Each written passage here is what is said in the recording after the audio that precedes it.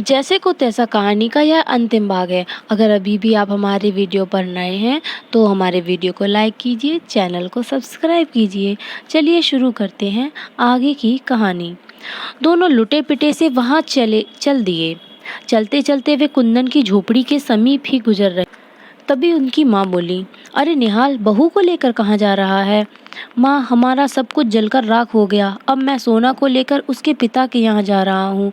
मेरे होते हुए तूने वहाँ जाने का क्यों ज़रूरत है? तू आज से हमारे पास ही रहेगा। हाँ भैया, सुख दुख में एक दूसरे के काम आना ही चाहिए। आप यहीं रह जाइए। अब निहाल और सोना भी उसी झोपड़ी में रहने लगे। एक दिन जब कुंदन लकड़ी काटने वन गया, वहाँ उसे एक पत्थर की मूर्ति दिखी। अरे, पत्थर की मूर्ति! आज से पहले तो मैंने इस मूर्ति को यहाँ नहीं देखा। लगता है यह मूर्ति अवश्य ही इस वन देवता की होगी।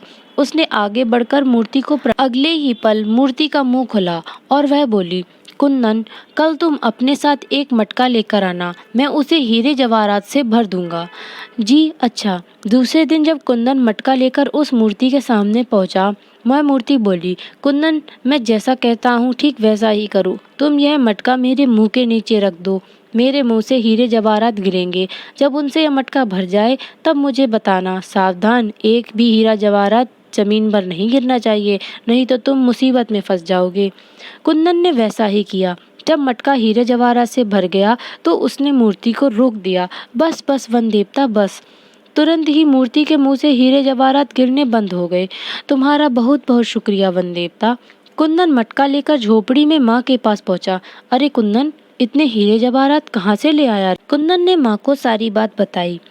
तभी माँ बोली, ओह, तब तो हमारे भाग्य ही खुल गए। हाँ माँ, अब मैं इस धन से खेत खरीदूंगा, बड़ा आलीशान मकान बनवाऊंगा। उस रात जब कुंदन और माँ सो गए थे, तभी निहाल अपनी पत्नी के साथ बैठा था। सोना, कुंदन तो गरीब से अमीर बन गया, पर हम गरीब के गरीब रह गए। सोना कहती है, सब तकदीर का खेल है स्वामी, हमारी तकदीर में ऐसा ही लिखा होगा। नहीं सोना, ऐसा ना कह, मैं अपनी तकदीर बदल कर रहूँगा। लेकिन कैसे? जैसे कुंदन ने अपनी तकदीर बदल ली, तो क्या आप भी वन देवता के पास जाओगे? हाँ, और इसी वक्त जाऊँगा। इसी वक्त? हाँ चल, तू भी चल मेरे साथ। निहाल और एक खाली मटका उठाया सोना के साथ वन की ओर चल दिया। वन में पहुंचकर उसने मूर्ति को प्रणाम किया और उसके बाद, वन देवता, तूने मेरे छोटे भाई पर दया करके हीरे जवाहरात दिए। कृपा करके मेरा खाली मटका भी हीरे जवाहरात से भर दे। अच्छी बात है, घड़ा मेरे मुंह के नीचे रख दो निहाल। मेरे मुंह से हीरे जवाहरात गिरेंगे, घड़ा भर जाएगा। तो तुम तुरंत ही मुझे बताना, लेकिन सावधान, यदि एक भी हीरा जवाहरात जमीन पर गिरा तो तुम्हारी आफत आ जाएगी। ठीक है वन देवता। निहाल ने खुशी खुशी घड़ा मूर्ति के मुंह के नीचे रख दिया। मूर्ति के मुंह से हीरे जवाहरात निकलकर घड़े में गिरने लगे। निहाल खुश होकर बोला, वाह, अब मैं भी मालदार बन जाऊंगा। घड़ा कुछ देर बाद ही हीरे जवाहरात से भर गया। सोना बोली, स्वामी, अब वन देवता से कह दीजिए घड़ा भर गया है। निहाल कहता है, सोना तू चुप भी रह। थोड़े हीरे जवाहरात यदि जमीन पर गिर भी जाएंगे तो वन देवता को कैसे पता चलेगा? जैसे हीरे जवाहरात जमीन पर गिरे, मूर्ति ने हीरे जवाहरात उगलने बंद कर दिए और मूर्ति बोली, निहाल, मेरे मुंह में एक बड़ा हिस्सा अटक गया है। तुम अपना हाथ मेरे मुंह में डालकर यह हीरा बाहर क्यों नहीं निकाल लेते? जो आज्ञा वन देवता। निहाल ने तुरंत ही आगे बढ़कर मूर्ति के उसका हाथ मुंह में जाते ही मूर्ति ने अपना मुंह बंद कर लिया। आह, ये तो मूर्ति का मुंह बंद हो गया। अब इसके मुंह में मेरा हाथ बाहर कैसे निकलेगा? लालच करने वालों का यही हाल होता है स्वामी। वन देवता ने नाराज होकर तुम्हें यह सजा दी है। वन देवता, मुझे क्षमा कर दो। लालच में आकर मैंने तुम्हारा निर्देश जानबूझकर भूल बैठा। अब मैं ऐसी गलती कभी नहीं करूँगा। मुझे माफ़ कर दो। मेरा हाथ छोड़ो।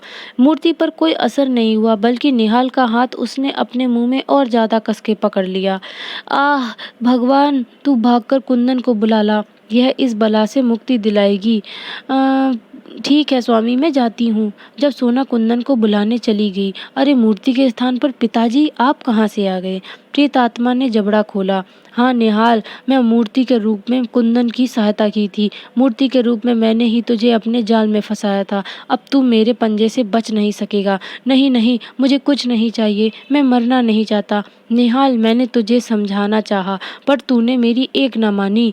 तुझ जैसे लालची, कृतघ्न व धूर्त आदमी का मर जाना ही ठीक है। अगले ही पल मूर्ति ने, यानी कि उनके पिताजी ने, निहाल की हत्या कर दी।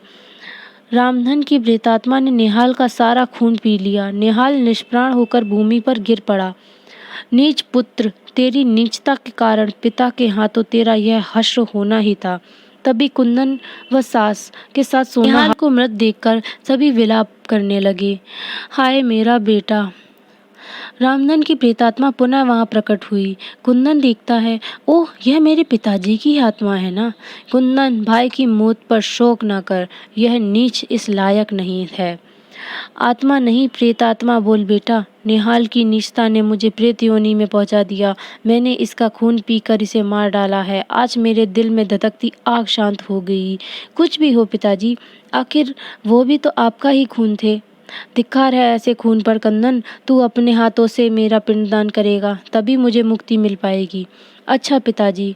अब प्रेतात्मा सोना से बोली, बहू तेरा सुहाग छीनकर मुझे कोई खुशी नहीं हुई, पर क्या करूं, निहाल की किस्मत में ऐसा ही लिखा था।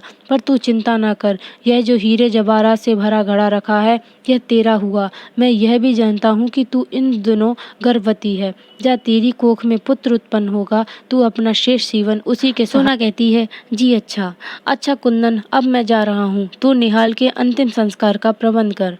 कुंदन ने निहाल का अंतिम संस्कार किया। कुंदन ने अपने खेतों का आधा हिस्सा स्वयं लेकर आधा हिस्सा सोना को दे दिया। कुंदन ने बड़ी हवेली बनवाई, उसके पास ही सोना की हवेली बनी। निश्चित समय पर सोना को पुत्र को जन्म दिया। बधाई हो माँ, आज तुम दादी बन गई और तू चाचा बन गया। वे लोग प्रसन्नता पूर्वक अपना जीवन बिताने लगे। इस प्रकार आपने देखा, जो जैसा करता है वह वैसा ही भरता है। तो हमारी ये कहानी आपको कैसी लगी, हमें कमेंट में ज़रूर बताएं।